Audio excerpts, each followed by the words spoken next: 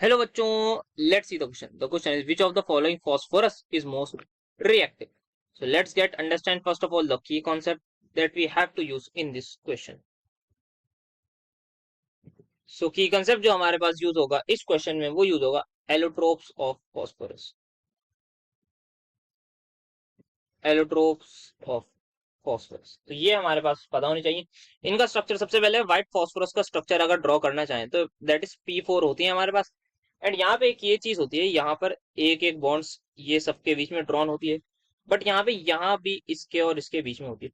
Due to this यहाँ पर जो है बहुत ही ज्यादा एंगल स्ट्रेन हो जाता है. दैट इज एंगल जो है हमारे पास वी कैन क्लियरली सी, जो बॉन्ड एंगल है हमारे पास वो यहाँ पे 60 डिग्री होता है. तो 60 डिग्री मतलब एंगल स्ट्रेन बहुत ही ज्यादा हो जाता है यहाँ पे due to this bond angle. सारे के सारे जो 6 pp लिंकेज है ये हमारे हाईली रिएक्टिव होते हैं because of angle strain. Angle strain की वजह से बहुत ज्यादा रिएक्टिव होता है. Where as in case of अगर मैं दूसरा फॉस्फोरस का जस्ट आइडिया दूं स्ट्रक्चर का, तो वो हमारे पास होता है polymeric. That is my red phosphorus is polymeric. तो यहाँ पे ये बॉन्ड्स होती है हमारे पास, एक बॉन्ड यहाँ होती है, बट यहाँ पे ये हमारे पास सिंपली अगेन आगे अलग अलग यूनिट से जुड़ा होता है. तो यहाँ पे जो एंगल है वो अप्रोक्सीमेटली हमारा 60 डिग्री चला जाता है. And what is the hybridization? It is sp3 hybridize. तो sp3 हाइब्रिडाइज होने के बाद भी अगर इसका एंगल स्ट्रेन इतना आ रहा है, मतलब थीटा की वैल्यू 60 डिग्री आ रही है, तो एंगल स्ट्रेन अगर हम निकाल वो आएगा अप्रोक्सीमेटली हमारा जो टेट्राहेड्रल होता है उसमें जो हमारा एंगल होता है that is around 109 degree minutes के आसपास होता है.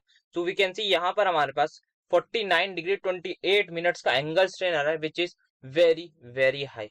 तो ड्यू टू दिस यहाँ पे जो एंगल स्ट्रेन आ रहा है उसकी वजह से ये काफी ज्यादा इसको प्रॉब्लम हो रही होगी और ये काफी ज्यादा अनस्टेबल होगा, चाहेगा किसी भी तरीके से बॉन्ड तोड़ दे बिकॉज ऑफ की वजह से ही एंगल स्ट्रेन आ रहा है, जिसकी वजह से इसकी जो रिएक्टिविटी है वो बहुत ज्यादा हाई हो जाएगी. तो ये होता है हमारे पास हाईली रिएक्टिव.